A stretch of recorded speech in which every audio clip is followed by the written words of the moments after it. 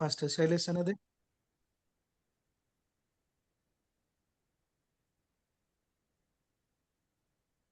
पुन्हा एक वार मी आपल्या सर्वांचे ख्रिस्ताच्या नावामध्ये हार्दिक स्वागत करत आहे. बंधू आणि भगिनींनो, जसं आपण कालच्या अभ्यासक्रमामध्ये पाहिलं की पवित्र स्थान जे आहे ते ख्रिस्ती आयुष्याच्या दृष्टिकोनातून आपल्यासाठी सर्वात महत्वाचं असं तत्व आहे. आणि म्हणून येशू ख्रिस्ताची जी सेवा ह्या भूतलावरती होती, त्याचा जन्म, त्याचं राहणं, त्याचं जगणं आणि त्याच्यानंतर वधस्तंभावरती प्राण देणं, त्यानं ती सेवा जी आहे ती परिपूर्ण अशी केलेली आहे. त्याच्यानंतरची जी सेवा आहे, जी स्वर्गाच्या राज्यामध्ये आहे, पवित्र स्थानामध्ये आहे, त्या सेवेविषयी आपण शिकत आहोत. मला हे बोलताना थोडं वाईट देखील वाटतं की बहुतांश ख्रिस्ती लोक जे आहेत ते येशू ख्रिस्ताची सेवा जी वधस्तंभापर्यंत आहे तेवढ्याच सेवेवरती अवलंबून आहेत. पण जी सेवा येशू ख्रिस्त स्वर्गरोहण झाल्यानंतर स्वर्गीय राज्यामध्ये जे पवित्र स्थान आहे त्यामधली जी सेवा आहे त्या सेवेशी खूप लोकांचं संबंध आलेला नाहीये. आणि म्हणून आपण देवाला विनंती करूया की त्या सर्व गहन आणि गूढ गोष्टी समजण्यासाठी देवाने आपल्याला मार्गदर्शन करावं. डोळे झाकू आणि प्रार्थना करू.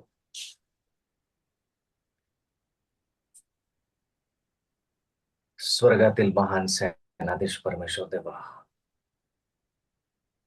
लीन नम्र अंतकरणाने आम्ही तुमच्या चरणी आलेलो आहोत. ध्यानाचे उगम तुम्ही आहात आणि म्हणून विनंती करत आहोत की आजचं जे वचन आहे ते तुम्ही आशीर्वादित करा, ते तुमच्या गौरवासाठी असावं. आजच्या वचनाद्वारे आमच्या आयुष्यामध्ये, आमच्या आध्यात्मिक जीवनामध्ये बदल घडून यावा.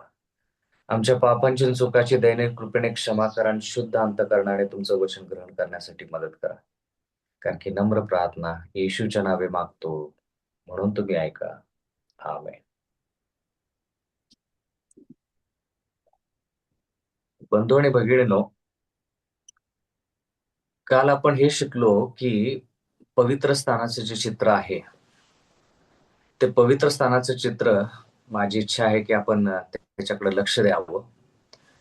तर ते पवित्र स्थानाचं जे चित्र आहे त्याच्यामध्ये आपण काल असं पाहिलं की जो तट आहे त्या तटाच्या भोवती इस्रायल लोक राहत असत आणि ज्या ज्या वेळेस इस्रायल लोक पाप करत असत त्यावेळेस त्यांनी ते कोकरू घ्यायचं आणि ते कोकरू परम पवित्र म्हणजे पवित्र स्थानाकडे घेऊन यायचं.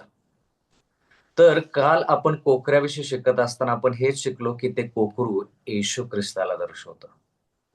पण आणखीन एक मुद्दा त्या ठिकाणी मला मांडावासा वाटतो आणि तो म्हणजे काही काही वेळेस अर्पणासाठी गोऱ्हा अर्पण केला जायचा, कधी कधी कबूतर अर्पण केलं जायचं. तर तुम्हाला प्रश्न पडेल की वेगवेगळे हे अर्पण का, एकच अर्पण म्हणजे कोकरूच फक्त का नाही? जर आपण सखोल अभ्यास केला तर त्या ठिकाणी आपल्याला कळेल की इस्रायल लोक जे होते ते सर्वच लोक श्रीमंत किंवा सर्वांचीच आर्थिक परिस्थिती एकसारखी नव्हती. काही इस्रायल लोक त्या ठिकाणी गरीब होते आणि म्हणून त्यांच्या ऐपतीप्रमाणे किंवा त्यांच्या ताकदीप्रमाणे, आर्थिक ताकदीप्रमाणे जर त्यांना गोरा आणता आला तर त्यांनी गोरा घेऊन यायचं. जर त्यांना कोकरू घेऊन येता आलं तर त्यांनी कोकरू घेऊन यायचं. पण जो व्यक्ती गरीब आहे त्याला कोकरू किंवा गोरा हे विकत घेता येत नाही किंवा आणता येत नाही, तर त्या व्यक्तीला, जर देवाचं वचन माहित आहे तर त्या व्यक्तीनं कबूतर जर अर्पण केलं तरी देखील चालायचं. पण कबूतर असू दे अथवा कोकरू असू दे किंवा गोरा असू दे, ह्या तिन्ही गोष्टी, सर्व गोष्टी येशू ख्रिस्ताला दर्शवतात. तर काल आपण पाहिलं की तो कोकरा जो आहे तो येशू ख्रिस्त, आणि तो येशू ख्रिस्त म्हणजे तो कोकरा त्या पाप्याला पवित्र स्थानाकडे घेऊन येतो. एवढंच नाही तर आपण त्या ठिकाणी पवित्र स्थानाचा दरवाजा किंवा मार्ग, द्वार याच्याविषयी आपण शिकलो. आणि म्हणून येशू ख्रिस्त म्हणतो की मार्ग, सत्य व जीवन मीच आहे. म्हणजे कोकरा देखील येशू ख्रिस्तच दर्शवतो किंवा हा दरवाजा जो आहे तो देखील येशू ख्रिस्ताला दर्शवत आहे. कारण की मार्ग जो आहे तो येशू ख्रिस्त आहे. आज आपण निर्गमयाच्या 27व्या अध्यायाकडे जाणार आहोत. निर्गमयाचा 27वा अध्याय आणि पहिलं वचन. बाभळीच्या लाकडाची 5 हात लांब व 5 हात रुंद अशी एक वेदी बनव. ती चौरस असावी, तिची उंची 3 हात असावी. म्हणजे ह्या ठिकाणी बाभळीच्या लाकडाची वेदी तयार करायला सांगितण्यात आलेली आहे. आणि तुम्हाला चित्रामध्ये पाहायला मिळतं, ज्यावेळेस दर्शन मंडपामध्ये प्रवेश केला जातो ह्या ठिकाणी, तर त्या ठिकाणी तुम्हाला चौरस वेदी पाहायला मिळत आहे. दुसरं वचन म्हणतं, तिच्या चारी कोपऱ्यांना 4 शिंगे बनवावीत. ही शिंगे अंगचीच असावीत. ही वेदी पितळेने मढवावी. म्हणजे ही वेदी जी आहे, ही बाभळीच्या लाकडाची जरी असली, तरी देखील त्याची मडवणूक जी आहे ती पितळेने केलेली आहे. तर प्रियजन हो, ज्यावेळेस आपण ह्या वेदीचा विचार करतो त्यावेळेस आपल्याला काय आठवतं? ज्यावेळेस आपण वेदीचा विचार करतो त्यावेळेस ह्याच्यावरती अर्पण जे आहेत, जे अर्पले जायचे त्याच्याविषयी आपल्याला आठवण येते. म्हणून जर आपण येशू ख्रिस्ताचा विचार केला आणि विशेष करून 2000 वर्षापूर्वी त्या ठिकाणी येशू ख्रिस्त आणि ह्या वेदीचा काय संबंध आहे का? हा महत्वाचा प्रश्न आज आपण हाताळणार आहोत. मत्तयाचा 27वा अध्याय 27वा वचन. इथं काय लिहिलंय? नंतर सुभेदाराच्या शिपायांनी येशूला वाड्यात नेले व सगळी तुकडी त्याच्या विरोधात जमली. शेवटचे क्षण जे येशू ख्रिस्ताचे आहेत ते क्षण आपण जवळून पाहिले पाहिजेत. देवाचं वचन म्हणतं की सर्व तुकडी, सर्व लोक जे यहुदी लोक होते ते येशू ख्रिस्ताच्या विरोधात उभे राहिलेले आहेत. सुभेदार, शिपाई हे सर्व लोक त्याला वाड्यामध्ये घेऊन गेलेले आहेत. 28वा वचन. त्यांनी त्याची वस्त्रे काढून त्याच्या अंगात किरमिजी झगा घातला. मग ह्या सर्व गोष्टी येशू ख्रिस्तासाठी जे होत आहेत त्या टप्प्याटप्प्याने आपण शिकू. बहुतांश वेळेस आपण ज्या वेळेस वधस्तंभाचा विचार करतो त्यावेळेस याचा आपण उल्लेख करतो. पण आज आपण याच घटनेचा दृष्टिकोन जो आहे तो वेगळ्या दृष्टिकोनातून पाहणार आहोत. 29वा वचन. काट्याचा मुकुट गुंफून त्याच्या मस्तकावर ठेवला.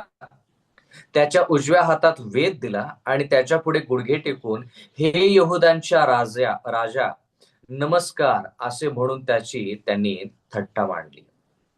मग आता या सर्व गोष्टी, किरमिजी रंगाचा वस्त्र, काट्याचा मुकुट, त्याच्या उजव्या हातामध्ये वेद आणि त्याच्या समोर गुडघे टेकून यहूदांचा राजा असं म्हणून त्याची थट्टा करण्यात आली.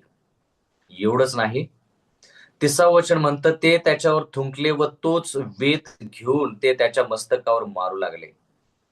देवाचं वचन म्हणतं 31 मध्ये, मग त्याची थट्टा केल्यावर त्यांनी त्याच्या अंगातून तो झगा काढून त्याची वस्त्रे त्याच्या अंगात घातली आणि ते त्याला वधस्तंभावर खेळण्याकरिता घेऊन गेले. आता टप्प्याटप्प्याने शिकूया की या सर्व गोष्टी येशू ख्रिस्तासंती का होत आहेत. पुढे देवाचं वचन म्हणतं 33 मध्ये, मग गुलगत्ता नावाची जागा म्हणजे कवटीची जागा येथे येऊन पोहोचल्यावर देवाचं वचन म्हणतं 34वा वचन, त्यांनी त्याला पित्त मिश्रित द्राक्षरस पिण्यास दिला, परंतु तो चाखून पाहिल्यावर तो पिईना. तर ह्या सर्व त्रासामध्ये येशू ख्रिस्त गप्प राहिला. यशाया याच्या 53व्या अध्यायाप्रमाणे तो गप्प राहिला असं देवाचं वचन म्हणतं. त्यानं या सर्व गोष्टी सहन केलेल्या आहेत. 34व्या वचनामध्ये जर आपण पाहिलं तर त्या ठिकाणी देवाचं वचन म्हणतं की त्याला पित्त मिश्रित द्राक्षरस पिण्यास दिला, परंतु तो चाखून पाहिल्यावर तो पिईना. मग ज्यावेळेस आपण ह्या गोष्टीचा विचार करतो त्यावेळेस आपण 37व्या वचनाकडे जातो. तिथं लिहिलेलं आहे, त्यांनी त्याच्यावरील दोष आरोपाचा लेख त्याच्या डोक्याच्या वर लावला. तो असा, हा यहूदांचा राजा येशू आहे. 38, त्यावेळी त्यांनी त्याच्याबरोबर 2 लुटारू, एक त्याच्या उजवीकडे व एक डावीकडे असे वधस्तंभावरती खिळले. आणि 39व वचन म्हणतं, जवळून येणारे जाणारे डोके डोलवत त्याची अशी निंदा करत होते की, म्हणजे ह्या सर्व गोष्टी येशू ख्रिस्ताला सहन कराव्या लागल्या. आता ह्या सर्व गोष्टी वाचल्यानंतर एक प्रश्न, जे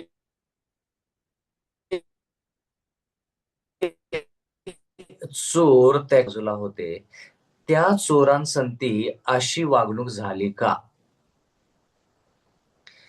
त्यांना झगा घातण्यात आला का किरमिजी रंगाचा?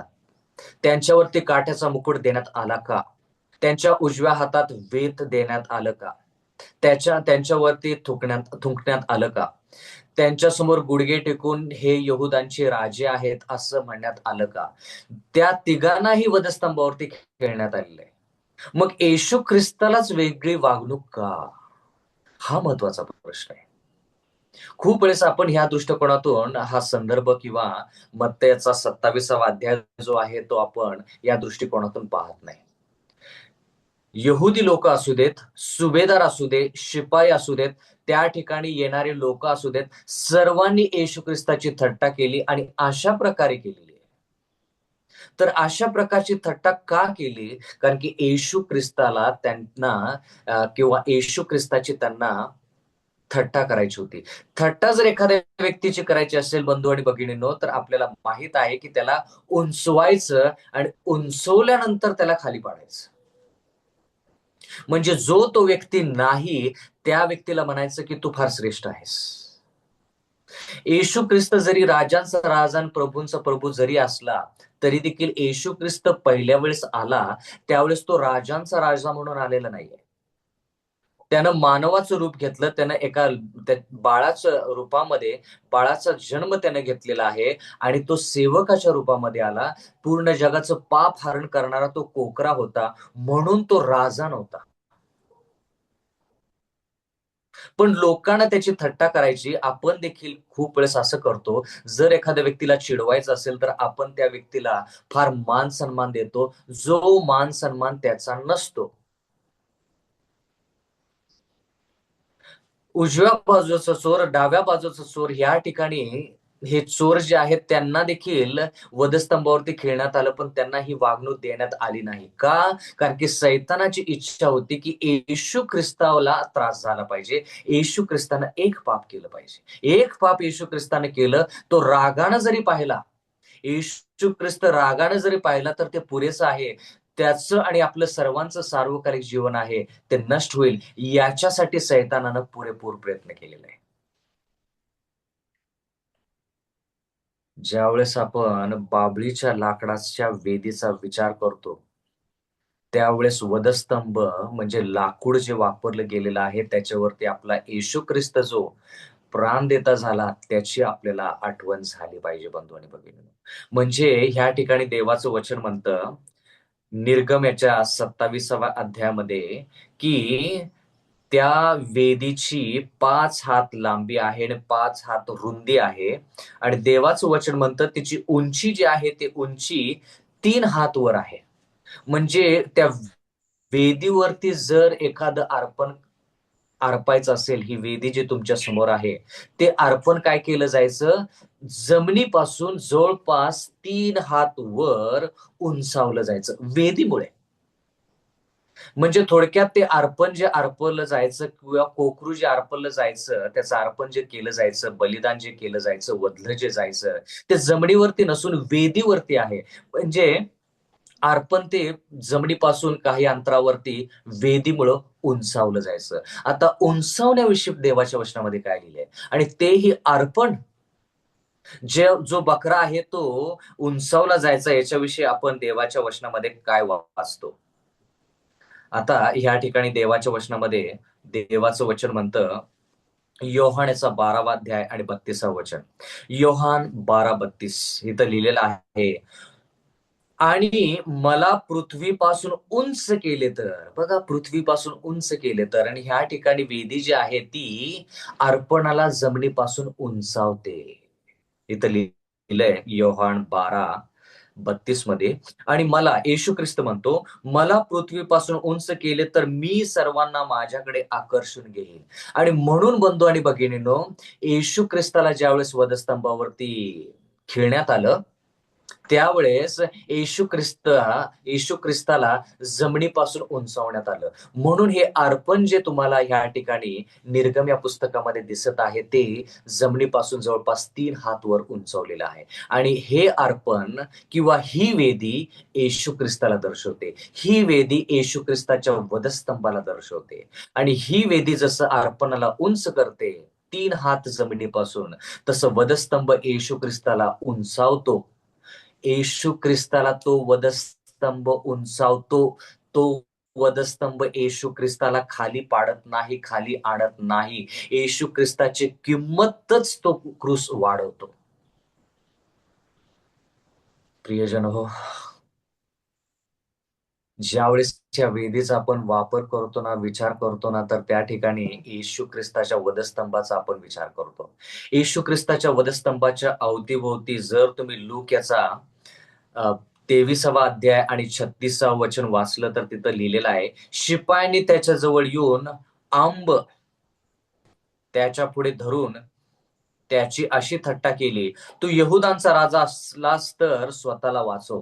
म्हणजे सगळेजण त्या ठिकाणी थट्टा करत आहेत. शिपाई थट्टा करत आहेत, यहुदी त्या ठिकाणी त्याची थट्टा करत आहेत. मग त्या ठिकाणी एक चोर आहे डाव्या बाजूला, तो म्हणतो की तू जर खरंच देव असेल तर तू स्वतःलाही वाचव आणि आम्हालाही वाचव. म्हणजे या सर्व गोष्टी थट्टेसही निगडीत आहेत. म्हणजे जरा लक्ष द्या, सुभेदारापासून साध्या माणसापर्यंत सर्वांनी येशू ख्रिस्ताची थट्टा त्या ठिकाणी केलेली आहे. देवाचं वचन म्हणतं की येशू ख्रिस्त ज्यावेळेस वधस्तंभावरती त्यानं प्राण दिले, त्यावेळेस पूर्ण जगाने तर त्याचा त्याग केलाच, म्हणजे पूर्ण जगाने त्याला स्वीकारलं तर नाहीच, पण वधस्तंभावरती असताना येशू ख्रिस्त मोठ्यानं आरोळी करून म्हणतो की हे माझ्या पित्या, तू मला का त्यागलेला आहेस. म्हणजे येशू ख्रिस्ताची परिस्थिती अशी आहे की जगानेही त्याचा स्वीकार केला नाही आणि स्वर्गानेही त्याचा स्वीकार केला नाही. म्हणून देवाचं वचन म्हणतं की येशू ख्रिस्त आधांतरी, स्वर्गापासून वेगळा, पृथ्वीपासून वेगळा, आधांतरी मध्ये तो प्राण देता झाला. प्रियजन हो, ही वेदी जी आहे ना, ही वेदी येशू ख्रिस्ताला दर्शवते. म्हणून देवाचं वचन म्हणतं की ही वेदी जी आहे, या वेदीचा अनुभव आपल्याला, तुम्हाला आणि मला झाला पाहिजे. म्हणजे येशू ख्रिस्ताचा जो अनुभव वधस्तंभावरती आहे, तो कोणता अनुभव आहे? पूर्णपणे बलिदान, पूर्णपणे त्याग. ज्यावेळेस अशा प्रकारचा अनुभव आपल्याला घडेल, त्यावेळेस आपल्याला कळेल की वधस्तंभ म्हणजे काय. आणि अशा प्रकारचा अनुभव आपल्याला दररोज घडला पाहिजे. म्हणून पाऊल काय म्हणतो की मी येशू ख्रिस्तासंधी वधस्तंभावरती खेळलो गेलेलो आहे. इथून पुढे मी जगतो असे नाही, तर माझ्या ठाई ख्रिस्त जगत आहे, असा त्याचा अनुभव आहे. म्हणजे वेदीचा अनुभव जर आपल्याला घ्यायचा, तर प्रत्येक व्यक्तीनं जर आपला धिक्कार केला, आपला तिरस्कार केला, तर मग आपल्याला त्या तिरस्कारामध्ये ख्रिस्ती आयुष्य जगणं जसं अवघड आहे, तसंच ते शक्य देखील आहे. आणि ते ख्रिस्ती आयुष्य जर आपण जगू, तर आपल्याला वेदीचा अनुभव होईल. थट्टा करत असताना लोक आपल्या विरोधात असताना, लोक आपल्याला खाली पाडत असताना, लोक आपला तिरस्कार करत असताना जर आपण ख्रिस्ती आयुष्य जगू, तर त्याला वेदीचा अनुभव असं म्हणता येईल. बंधू आणि भगिनींनो, ह्या ठिकाणी येशू ख्रिस्ताला आत्मत्यागाचा अनुभव झाला. येशू ख्रिस्त त्या ठिकाणी आज्ञाधारक राहिला. येशू ख्रिस्तानं फक्त एक फुंकर जर मारली असती ना वधस्तंभावरती, त्या लोकांच्या समवेत, त्या लोकांच्या वरती जर फुंकर जर मारले असते, तर ते सर्व लोक मरण पावले असते. देवाचं वचन म्हणते की येशू ख्रिस्ताची दाढी जी आहे ती ओढण्यात आली, त्याला चाबकाचे फटके मारण्यात आले, याच्यासाठी की त्यानं फक्त एक पाप करावं, फक्त आणि फक्त एक पाप. बाकीचे चोर जे होते त्यांना सरळ सरळ वधस्तंभावरती, पण येशू ख्रिस्ताला सरळ सरळ वधस्तंभावरती का घेऊन गेले नाहीत? त्याला ह्या न्यायालयामध्ये, त्या न्यायालयामध्ये उभा करायचं, सभास्थानामध्ये उभा करायचं, त्याच्यावरती दोष लावायचं आणि सर्व हा त्रास संकट, मग त्याला चाबकाचे फटक्यांनी मारायचं, मग त्याच्यावरती थुंकायचं, मग त्याला कुणी तुला मारलं, कुणी तुला त्रास दिला हे विचारायचं. त्याच्या हातामध्ये वेद द्यायचा, काट्याचा मुकुट घालायचा. या सर्व त्रास संकट जो आहे तो कशासाठी? येशू ख्रिस्तानं फक्त एक पाप करायचं. म्हणून म्हणून सैतानानं लगेच येशू ख्रिस्ताला वधस्तंभावरती नेलं नाही. टप्प्याटप्प्यानं नेलं, कारण की प्रत्येक टप्प्यावरती त्याला त्याची परीक्षा व्हावी. त्यानं एक पाप करावं. पण प्रत्येक टप्प्यामध्ये आपला येशू ख्रिस्त जो आहे बंधू आणि भगिनींनो, तो पवित्र राहिला. त्यानं पाप केलं नाही. तो आज्ञाधारक राहिला आणि त्यानं पूर्णपणे त्याचं सर्व जे आहे ते सर्वस्व त्यानं वधस्तंभावरती त्यानं अर्पण केलं. म्हणून देवाचं वचन म्हणतं, की ही वेदी जी आहे ती वेदी तुम्हाला आणि मला वधस्तंभाची आठवण करून दिली पाहिजे. प्रियजन हो, ज्यावेळेस तुम्ही आणि मी पाप करतो ना, त्यावेळेस येशू ख्रिस्त म्हणजे तो कोकराच आपल्याला ह्या पवित्र स्थानामध्ये घेऊन जातो. तर दरवाजा तो कोकरा उघडतो. येशू ख्रिस्त म्हणतो, की मी दरवाजा आहे आणि प्रत्येक मेंढराचं दार मी आहे. जे मेंढरू माझ्यापासून भटलेलं आहे ते माझ्याकडं किंवा पित्याकडे यायचं असेल तर माझ्याद्वारेच ते कोकरू म्हणजे तुम्ही आणि मी पित्याकडे जाऊ शकतो. असं देवाचं वचन आपल्याला सांगतं. आणि तो दरवाजा जो आहे ना, तो दरवाजा या ठिकाणी चॉकलेटी रंगाचा दाखवलेला आहे. तो दरवाजा कायम उघडा असतो, खुला असतो. जेणेकरून ज्या वेळेस आपण पाप करतो त्यावेळेस त्या येशू ख्रिस्ताद्वारे आपण पुढे गेलं पाहिजे. कुठे गेलं पाहिजे? वेदीजवळ गेलं पाहिजे. बंधू आणि भगिनींनो, तुमचं आणि माझं आयुष्य आजपासून आपलं आयुष्य जणू काय येशू ख्रिस्तासंती आपण वधस्तंभावरती खिळलं गेलेलो आहेत. म्हणजे ते हात जे आहेत त्याच्यामध्ये जे खिळे मारलेले आहेत, खिळे लावलेले आहेत, ते हात जे आहेत ते चांगलेच कृत्यासाठी आपण वापरले पाहिजेत. जे पाय आहेत, पायामध्ये जे खिळे ठोकलेले आहेत, आपले पाय, आपले चालचलणूक जे आहे ते चांगल्याच ठिकाणी गेली पाहिजे. काट्याचा मुकुट जो मस्तकावरती आहे बंधू आणि भगिनींनो, त्या मस्तकातून जे रक्त वाहिलेलं आहे त्याच्याद्वारे आपल्याला हेच कळलं पाहिजे, की आपल्या मस्तकामध्ये जे विचार येतात, ज्या भावना येतात त्या येशू ख्रिस्ताच्या वचनानुसारच असल्या पाहिजेत.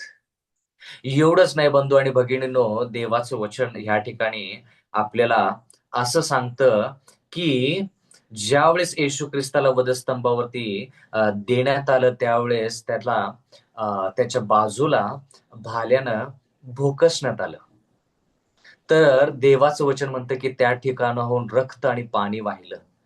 देवाचं वचन म्हणतं, की ज्यावेळेस एखाद्या लेकराला आई जन्म देते, त्यावेळेस त्या लेकराला जन्म देत असताना रक्तस्राव आणि पाण्याचा स्राव नक्कीच होतो.